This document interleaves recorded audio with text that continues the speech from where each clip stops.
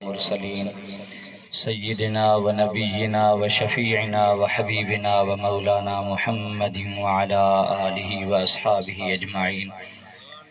अम्मा बअद फ़अऊज़ु बिल्लाहि मिनश शैतानिर रजीम। बिस्मिल्लाहिर रहमानिर रहीम। क़द जाअकुम मिनल्लाहि नूरुन व किताबुम मुबीन यहदी बिहिल्लाहु मनित्तबअ रिज़वानहु सुबुलस्सलाम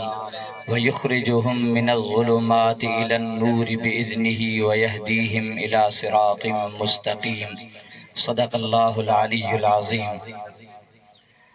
क़ाल अल्लाहु तबारक व तआला फ़ी शान हबीबिही इन्नल्लाह व मलाइकतहु युसल्लूना अलन नबी या अय्युहल्लज़ीना आमनू सल्लू अलैहि व सल्लिमू तस्लीमा। अल्लाहुम्मा सल्लि व सल्लिम व बारिक अला सय्यिदिना व मौलाना मुहम्मदिन मअदनिल जूद वल करम व अला आलिहि व अस्हाबिहि अजमाइन। निहायत वाजिबुल एहतराम फ़कीर साईं ख़लीफ़ा अब्दुस्सलाम दाहिरी मुख चौकी खितो ऐं मोजा ऐं हज़ारे आलिमन जा उस्ताद वाजिबुल एहतराम उस्तादुल उलमा व सुलहा हज़रत क़िबला साईं मुफ्ती मोहम्मद इस्माइल ज़ीद मजदूहु इन महफ़िल मुबारक में तशरीफ़ फरमा इज़्ज़त मानवारी प्यारी जमायत सगोरी अस्सलामु अलैकुम व रहमतुल्लाहि व बरकातुहू। अज अल्हम्दुलिल्लाह असां हिकड़े अल्लाह जे नेक सालिह बाने जे हिन आस्ताने ते उन जे मज़ार मुबारक जे वेझो ई हज़रत फ़कीर साईं मेहराब फ़कीर रहमतुल्लाहि ताला अलैहि जेको हक़ जी तलब में ज़िंदगी भर रहियो ऐं ॿियनि खे बि उन जी सुहिणी वाट जो रस्तो ॾेखारियईं।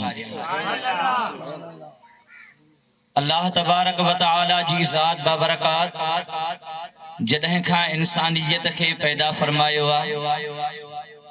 उनखे अक़ुल शुऊर समझ सब कुछ अता फरमाए करे रब करीम उन्हीअ जे हिदायत जे लाइ तमाम वॾो तादाद नबियन सगोरन जो दुनिया जहान में मोकिलियो। इन जे लाइ त उहे अची करे इंसानियत खे सुठा अखलाक आदाब सुठियूं आदतूं सेखारीनि ऐं इंसानन खे इहो सबक ॿुधाइनि त अल्लाह वहदहु ला शरीक लहू अव्हां खे ख़ल्क़ियो आहे पैदा फरमायो आहे उन ई अव्हां जी तरबियत फरमाई आहे उहो ई अव्हां खे खाराए प्यारे थो। उहो करीम रब वहदहु ला शरीक लहू उन जी ई इबादत करण घुर्जे ऐं उन जी पाक ज़मीन में कंहिं ॿिए जे आॾो झुकण बातिल माबूदन जे आॾो झुकण ग़लत रस्ता इख्तियार करण जेका ॻाल्हि उन खे न वणे उन कम में हथ विझण इहो कतई तरह सां इज़्ज़त वारे इंसान जे लाइ लाइक़ नाहे। त नबियन सगोरन जो वॾो तादाद दुनिया जहान में इन जे लाइ तशरीफ़ वठी आयो त जेके जीअं उहे इंसानन खे सुहिणा सबक सेखारिन। पर उहे अंबियाए किराम अलैहिमुस्सलात वस्सलाम आया आसमानी किताब नाज़िल थिया सहीफ़ा खणी आया उहे आसमानी किताब मुख्तलिफ ज़मानन में मुख्तलिफ शरीयतूं कॾहिं तरमीमूं तब्दीली वग़ैरह इहे सब कुछ थींदा रहिया कॾहिं घटि कॾहिं वधि कॾहिं सख़्तीअ सां कॾहिं नरमीअ सां इहो मामिलो हलंदो रहियो पर उहो पैगाम हिदायत वारो अञा मुकम्मल न थियो हुयो। इंसानियत जी बहितरी ऐं भलाईअ जा सबक ये सभई हिन महीने मुबारक में अम्मा आमिना जो लाल महबूब करीम सल्लल्लाहु अलैहि वसल्लम जेको दुनिया जहान में जलवा फरोज़ थियो उन महबूब करीम जी तशरीफ़ आवरीअ सां इंसानियत जी अज़मत ऐं भलाईअ जा सबक सब अची विया। महबूब करीम सल्लल्लाहु अलैहि व आलिहि वसल्लम जिन फरमाइंदा हुया इन्नमा बुइस्तु लिउतम्मिम मकारिमल अखलाक मां इन जे लाइ दुनिया जहान में आयो आहियां त जीअं मां अव्हां जा अखलाक सुहिणा छा कयां अव्हां जा अखलाक सुहिणा बनाया त मुस्तफ़ा करीम सुहिणा अखलाक असांखे सेखारण आयो आहे जीअं अॻियां नबी सगोरा तशरीफ़ वठी आया उन्हनि बि हिदायत जा सबक ॿुधाया सुहिणा अखलाक सेखारिया मुस्तफ़ा करीम फरमायो मां अव्हां जा अखलाक सुहिणा बणाइण आयो आहियां ऐं महबूब करीम फरमायो त इन्नमा बुइस्तु मुअल्लिमन मां दुनिया जहान में उस्ताद बणजी आयो आहियां हबीब करीम दुनिया में कंहिं वटि बि हिकिड़ो मिंट सेकंड बि का बि ॻाल्हि सिखण सम्झण जे लाइ कोन विया महबूब करीम दुनिया में उस्ताद बणजी आयो मतलब त अल्लाह तबारक व तआला मुकम्मल पढ़ाए करे महबूब करीम खे दुनिया में मोकिलियो हबीब करीम सल्लल्लाहु अलैहि व आलिहि वसल्लम जिन इंसानियत जी भलाई रहनुमाई रहबरी या सब कुछ कई मुख्तसर तरीन जमाने में 40 सालन जी उम्र मुबारक में नबूवत जो ऐलान फरमायो 63 सालन जी उम्र मुबारक में रब करीम जे हुजूर में वनी हाजिर थिया ज़ाहिरी हयात मुबारक खां इन ये मुख्तसर जमाने में हबीब करीम सल्लल्लाहु अलैहि व आलिहि वसल्लम जिन उहे अज़मतूं इंसानियत खे अता कयूं उहे त इज्जतुनि वारा सबक सेखारिया जो अॼु जेकॾहिं इंसानियत जो उरूज जेकॾहिं कंहिंखे ॾिसणो हुजे त उन्हनि पाक बाज़ शख्सियतुनि खे ॾिसो जिन रसूलुल्लाह जे दर तां सिखियो हज़रत सैयदना अबू बकर सिद्दीक़ जी ज़ात जे तरफ़ ॾिसजो हजरत फारूक आजम सैयदना उस्मान गनी सैयदना हैदर करार ऐं सहाबा किराम रिदवानुल्लाह अलैहिम अजमईन जो वॾो तादाद हज्जतुल विदा में तकरीबन 1.25 लाख जे करीब कमो बेश मुस्तफ़ा करीम सां गॾु सहाबी हुया ये सभई उहे अज़मत वारियूं शख्सियतूं हुयूं जो अल्लाह तबारक व तआला इरशाद फरमायो त कुल्लम वअदल्लाहुल हुस्ना इन्हनि सभिनी सां रब करीम सुहिणाईअ जो वाइदो फरमायो अॼु रहंदी दुनिया ताईं जेकॾहिं असांखे का बि भलाई सिखणी सम्झणी आहे सहाबा किराम जी ज़िंदगीअ जे तरफ़ नज़र कबी उहे सहाबा मुस्तफ़ा करीम जी बारगाह जो अदब ॼाणींदा हुया अल्लाह ताला उन्हनि खे उन दरबार जा आदाब सेखारिया उन्हनि रब करीम जी वाट रसूलुल्लाह खां सिखी त कहिड़े तरीक़े सां अल्लाह जी ज़ात बाबरकात जे मोहब्बत इश्क में गुज़ारजे ऐं उन्हनि वाकई बि दुनिया खे ॿुधाए छॾियो त अल्लाह जी ज़ात जो इश्क कीअं हुजे महबूब करीम जी ज़ात सां मोहब्बत कीअं हुजे उन्हनि सभु कुझु पंहिंजो मुस्तफ़ा करीम जी ज़ात खे ई सम्झो जो क़ुरान करीम में भी अल्लाह ताला जी ज़ात बाबरकात अहिड़े तरह जा अल्फाज मुबारक ज़िक्र फरमाया किथे रब करीम फरमायो इन्नल लज़ीना युबायिऊनक इन्नमा युबायिऊन अल्लाह ऐ महबूब करीम ही जेके तुंहिंजे हथ ते हथ रखी करे बैत तुंहिंजी कनि था हकीकत में हे अल्लाह जी बैत करे रहिया ऐ महबूब करीम सल्लल्लाहु अलैहि वसल्लम वमा रमैत इज़ रमैत वलाकिन अल्लाह रमा जॾहिं तो दुश्मननि जे तरफ़ मिट्टीअ जी लप भरे करे उछलाई ऐं उहे हुन सां अंधा थी विया इहो हथ मुबारक तुंहिंजो हुयो इहो तो न चुटियो पर अल्लाह चुटियो महबूब करीम जी ज़ात बाबरकात जी हर ॻाल्हि रब करीम जी ज़ात बाबरकात पंहिंजी ॻाल्हि सॼी आहे मन युतिअ रसूल फ़क़द अता अल्लाह जंहिं रसूलुल्लाह जी फरमान बरदारी कई हकीकत में उन अल्लाह जी फरमान बरदारी कई ऐं मुस्तफ़ा करीम जी ज़ात जे लाइ शिफा शरीफ में हदीस आहे पाण करीमन खे हज़रत जिब्रील अमीन अची करे अर्ज़ कयो त रब करीम फरमाए थो क़द जअलतुक ज़िक्रम मिन ज़िक्री फमन ज़करक ज़करनी ऐ महबूब करीम रब करीम थो फरमाए त मूं तुंहिंजी ज़ात पाक खे पंहिंजो ज़िक्र बनाए छॾियो हाणे जेको तुंहिंजो ज़िक्र वेही रही करे रात ॾींहं तुंहिंजे ज़िक्र में मशगूल हुजे हक़ीक़त में वो अल्लाह जो ज़िक्र करे रहियो आहे त मुस्तफ़ा करीम जी ज़ात ताईं पहुचण इहो ई ईमान अल्लामा इक़बाल अलैहि रहमह फरमाइंदो हुयो ब मुस्तफ़ा बिरसां ख़ेशरा के दी हम उस्त गरबऊ न रसीदी तमाम बुल हबीस मोहम्मद मीर जी ज़ात ताईं पहुची वे दीन कामिल थी इहो ई दीन आहे रसूलुल्लाह जी ज़ात ताईं पहुच अॼुकल्ह ॾिसंदा आहियो न के जेके बिस्तरा खणी करे मौलवी हलंदा आहिनि पोइ चवंदा त माज़अल्लाह जेका बि ॻाल्हि रसूलुल्लाह जे इल्म जी ॻाल्हि हुजे चवंदा इहा बेहतरी न कयो ज़िक्र हुजे छो था इहो एतिरो कयो अल्लाह जी ज़ात जी ॻाल्हि कयो ॿिए कंहिंजी ॻाल्हि न कयो इहा ॻाल्हि ग़लति आहे मोहम्मद मीर ताईं पहुचण जो रब करीम बि हुकुम फरमायो आहे ऐं इन्हनि बुज़ुर्गनि बि ॿुधायो आहे त रसूलुल्लाह ताईं पहुची वियो दीन कामिल मुकम्मल इहो ई आहे पर जेकॾहिं मोहम्मद करीम ताईं केरु न पहुतो शॉर्टकट केतिरा बि कंदो रहे कुझु बि कोन थींदो तमामु भूल हबी आहे इहा हबीब करीम सल्लल्लाहु अलैहि वसल्लम जा प्यारा उम्मती हो त अल्लाह तबारक व तआला जी ज़ात बाबरकात जी तलब में माण्हू रहे ज़रूर ज़िक्र उहो त असांखे मुर्शिदन करीमन जे दर तां मिलियो आहे ऐं एॾी वॾी सआदत आहे कहिड़ी ॻाल्हि कजे उन्हीअ जी हज़रत मुआज़ इब्न जबल रज़ी अल्लाह तआला अन्हु नबी करीम सल्लल्लाहु अलैहि व आलिहि वसल्लम जिन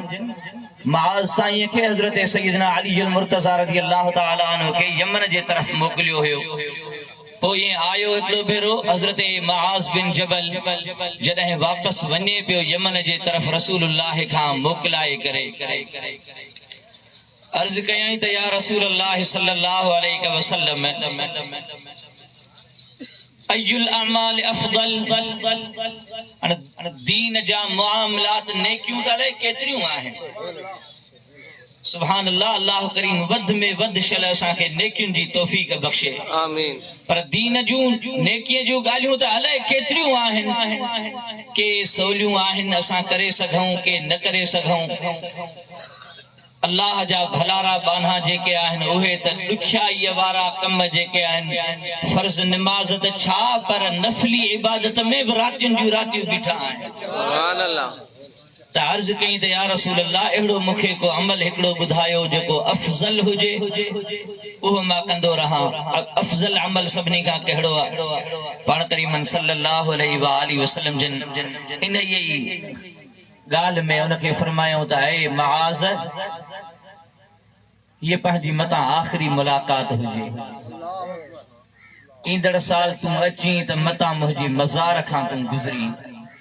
हबीब करीम खे ख़बर हुई चयो वेंदो आहे इन्हनि मुल्हनि जी ॻाल्हि कयां मां त उहे चवंदा आहिनि त माज़अल्लाह रसूलुल्लाह खे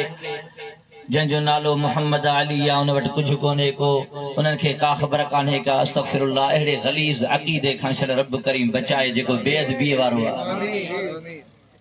त मुस्तफ़ा करीम फरमायो त ऐ मुआज़ ईंदड़ साल अची त मतां पंहिंजी मुलाक़ात न थी सघे पोइ हिन अर्ज़ कयो त या रसूलल्लाह अफ़ज़ल अमल मूंखे ॿुधायो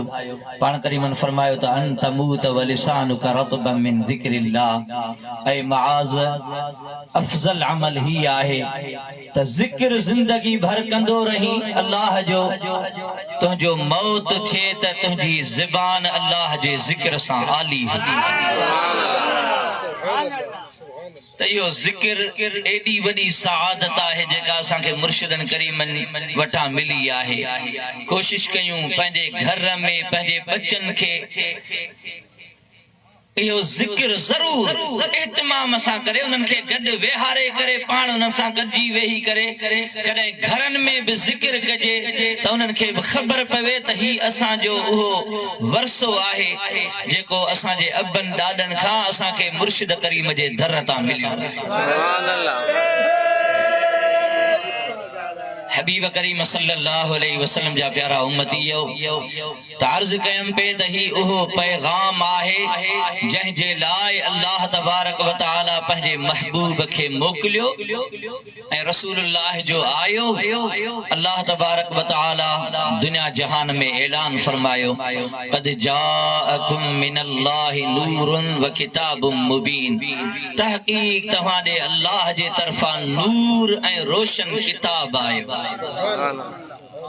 ई उहो आखिरी पैगाम आफाकी बस अची वियो हिदायत मुकम्मल इंसान ताईं पहुची हाणे बाद में केर भी कोन ईंदो जेको नवा आसमानी पैगाम खणी अचे बस मुस्तफा करीम आखिरी नबी आहे पाण करीम फरमाईंदा हुया त ही रब करीम मूंखे शान ऐं शरफ अता कयो आहे जेको मूंखां अॻु में कंहिंखे बि कोन मिलियो हुयो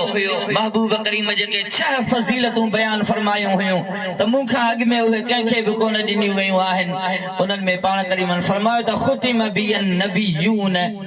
नबी जी मूं मुहम्मद करीम ते पुजाणी कई मूंखां बाद में को भी नबी नाहे अचो कादियानियुन इन्हीअ शान ते धाड़ो हुयो रसूलुल्लाह जो इहो शान ऐं शरफ आहे जेको अॻु में कंहिंखे बि कोन मिलियो आहे न कोई बाद में कंहिंखे मिलणो आहे ख़ातमुन नबियीन मुहम्मद मीर जी ज़ात आहे ऐं कादियानियुन रसूलुल्लाह सल्लल्लाहु अलैहि वसल्लम जी ज़ात खां बाद में इन मिर्ज़े खे पंहिंजो नबी मञी करे उन्हीअ जा कलमा उन्हीअ खे अलाए छा छा मञियो त इहो बि माज़अल्लाह अल्लाह जे तरफ़ां नबी आहे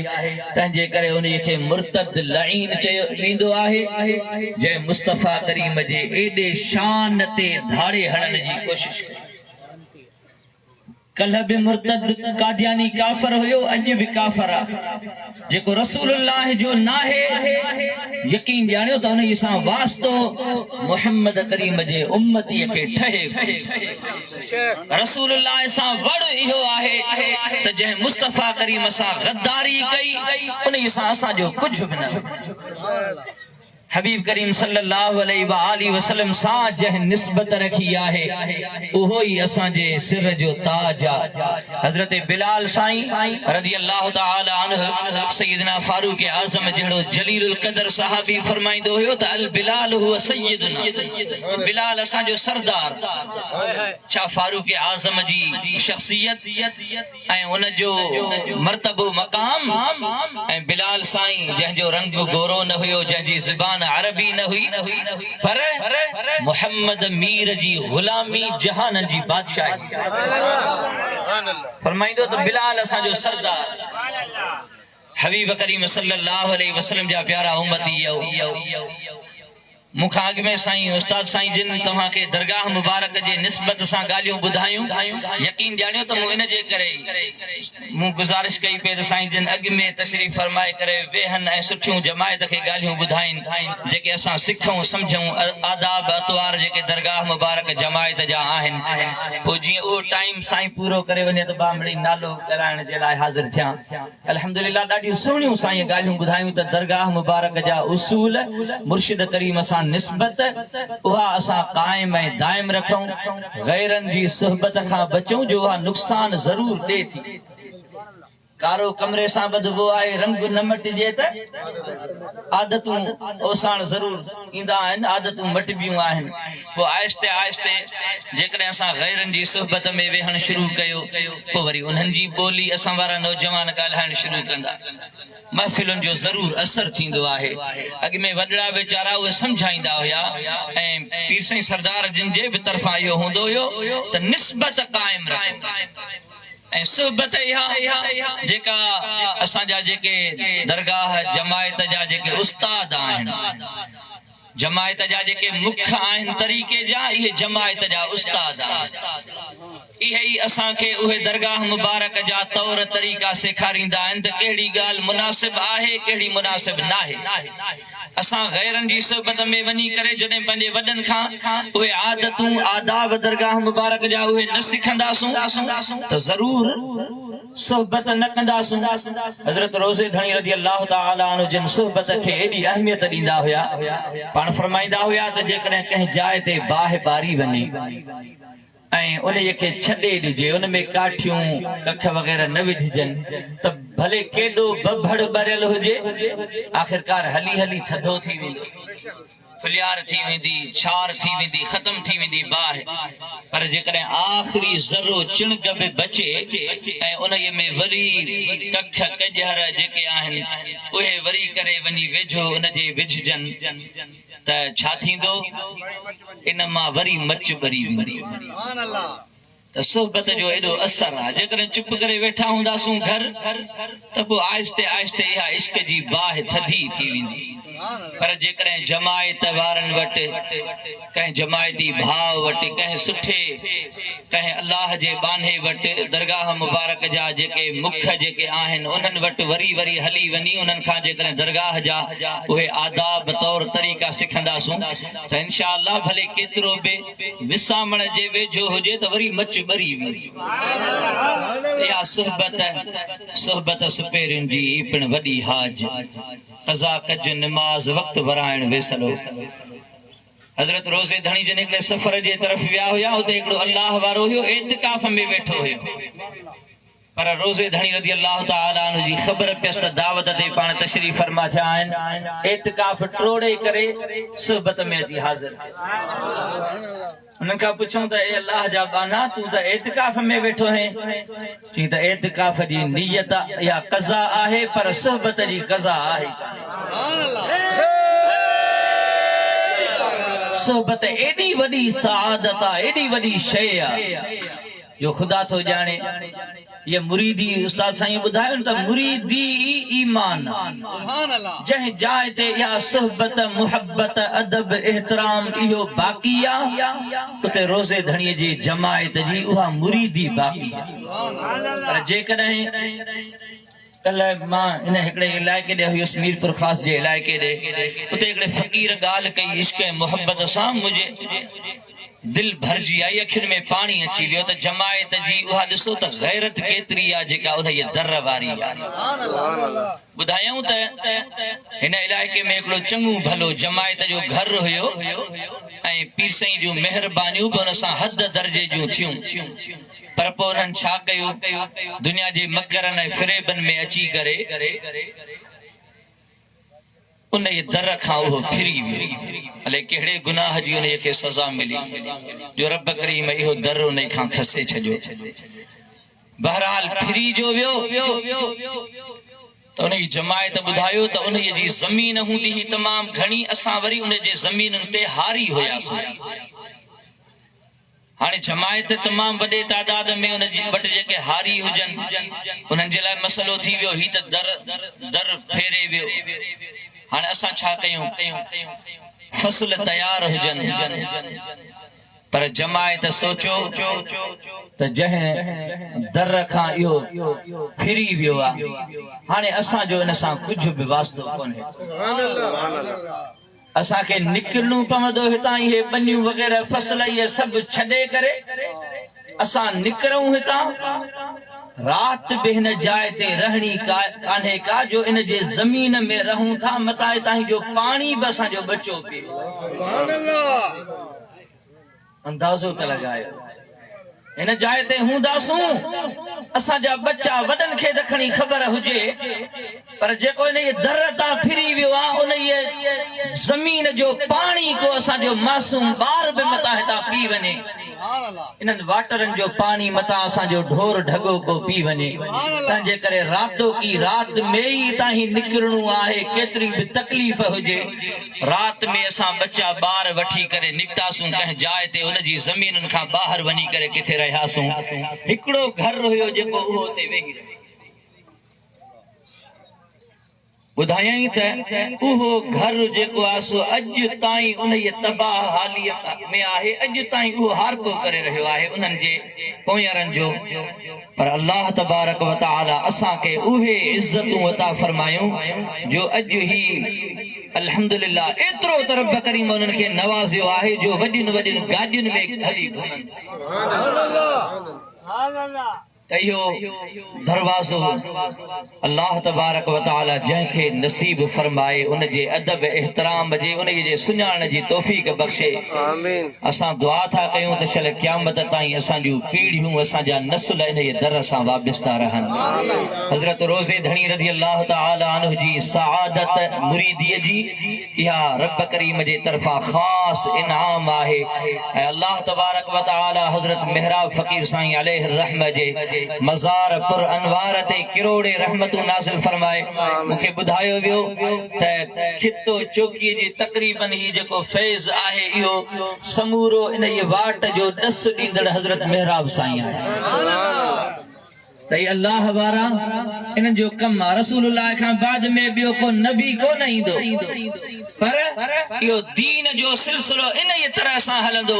त को अहिड़ो भलारो ईंदो जेको इन ई हक़ वारे पैगाम जो नस ॾींदो त फिलाणी जाइ ते इहो हक़ वारो पैगाम आहे जंहिंमें न का लोभ लालच दुनिया जो मकर फ़क़त इहो फ़िक्र को बि कुझु बि कोन्हे को। उतां ई जेकॾहिं सबक़ मिलंदो आहे त या त ला इलाहा इल्लल्लाह जे ज़िक्र जो मिलंदो आहे, 5 वक्त नमाज़ जी पाबंदीअ जो हुक्म मिलंदो आहे। अल्लाह तबारक व तआला इन ये भलारे खे वॾो नवाज़ियो हुयो। हज़रत पीर साईं बंगले धणी बादशाह रज़ी अल्लाह तआला अन्हु जे फैज़ मां घणो रंगियल हुयो फ़कीर साहिब ऐं एतिरो त मोहब्बत इश्क में कुर्बानी ॾींदड़ हुयो। चयो वेंदो उन जो हिकिड़ो धन हुयो, बकरियुनि जो रिढुनि जो धन हुयो। त हज़रत पीर साईं जिन जॾहिं दावत ते तशरीफ़ फरमा थिया त इश्क ऐं मोहब्बत में छुरी खणी जो बीठो त ॾिसे कोन पियो, गणे कोन पियो त घणा थो ढोर ज़िबह कयो। सुभान अल्लाह। त इन इश्क ऐं मोहब्बत में त मुर्शिद मेहरबान थियो आहे, दावत क़बूल फरमाई आहे त जेतिरो बि थी सघे वध में वध में सभु कुझु घोर करे छॾे। पर एसि ताईं जो उन जे वजद ऐं इन हाल खे हज़रत पीर साईं जिन पाण अची करे हथ मां झले उन खे अची रोकियो। सुभान अल्लाह, सुभान अल्लाह। एडी मोहब्बत हुजे मुर्शिदन करीमन सां निस्बत ऐं अक़ीदत इन कमाल दर्जे जी हुजे ऐं पोइ मेहरबानियूं ईअं थींदियूं हुयूं। दरगाह मुबारक ते जॾहिं वञे फ़कीर त पुठियां ज़मीन जो मामलो उहो सम्झो त अल्लाह करीम पाण उन जे लाइ बंदोबस्त फरमाए छॾींदो हुयो। फसल नऊं पोखियल हुजे, ॿिया झार हकलींदा रहनि ओड़े पाड़े वारा ऐं हिन ये फ़कीर जे ज़मीन जे मथां हिकिड़ो बाज़ जी सूरत में अल्लाह जो बानू घुमी करे उन जी हिफ़ाज़त कंदो रहे। सुभान अल्लाह। अल्लाह तबारक व तआला जी राह में जेको हलंदो आहे रब करीम उन जी मदद ईअं फरमाईंदो आहे। दुआ कयो त अल्लाह तबारक व तआला उन ये कामिल बान्हे जी मज़ार पुर अनवार ते किरोड़ा रहमतूं नाज़िल फरमाए। शल अल्लाह तबारक व तआला उन्हनि जी दसियल हक़ वारी वाट ते असांखे असांजे अहलो अयाल खे हलाए।